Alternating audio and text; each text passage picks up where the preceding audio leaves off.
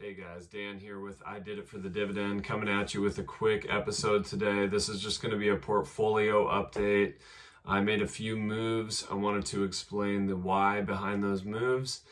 And so let's dig right in. I trimmed 3 positions in the healthcare sector, and I added to 1 position in the healthcare sector. I also received a couple of dividends on December 1st, and I also deployed those into the same company in the healthcare sector.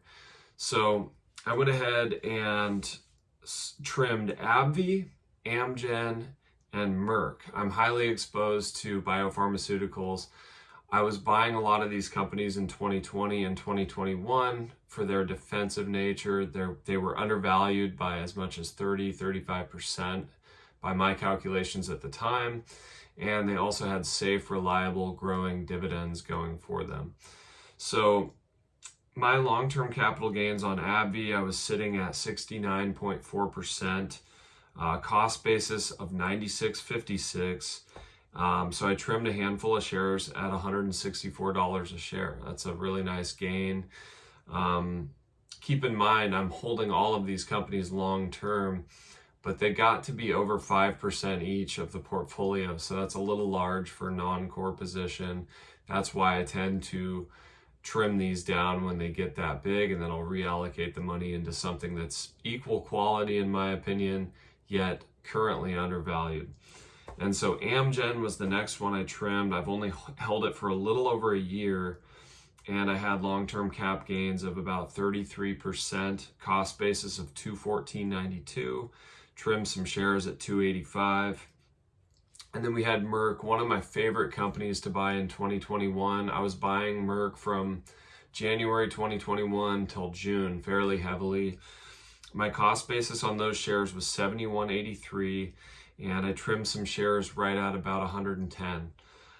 That's a 53.2% long-term capital gain.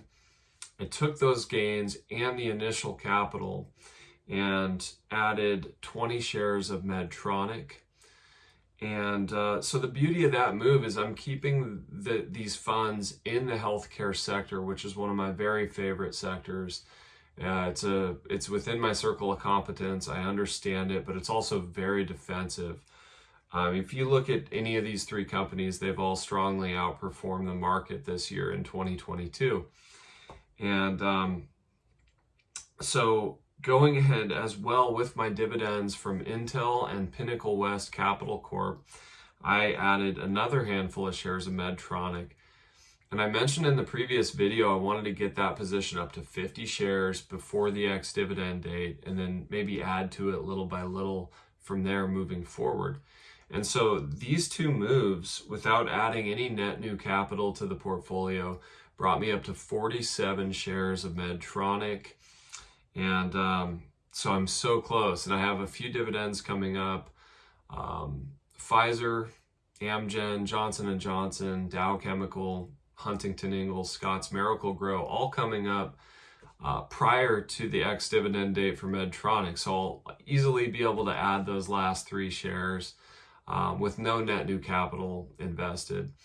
And so the next few videos, I'm going to get into my personal investing strategy. I think it's great to catch a fish for a person, but it's far better to teach a person to fish.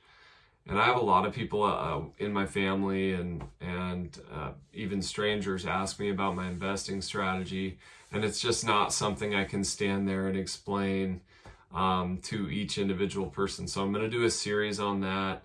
Please do tune in for it. I think there's a lot of value there. And if you enjoyed this video, smash the like button, subscribe if you haven't already, ring that notification bell so you don't miss an episode. And we'll see you guys in the next one. I Did It for the Dividend. Out.